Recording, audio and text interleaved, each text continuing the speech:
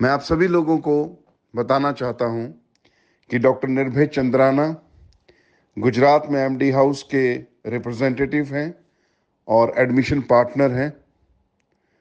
और मुझे पूरा यकीन है कि आपके सारे सवालों का, आपके जितने भी डाउट्स हैं, उनका डॉक्टर निर्भय चंद्राना बहुत अच्छी तरह से आपको जवाब देंगे। और उम्मीद करता हूं कि आप सब लोगों के साथ हमारी अगली मुलाकात समरकंद स्टेट मेडिकल यूनिव्हर्सिटी में होगी। बहुत बहुत धन्यवाद। हॅलो गाईज, माझं नाव आयुष पाटील आहे आणि मी महाराष्ट्राहून बिलॉंग करतो.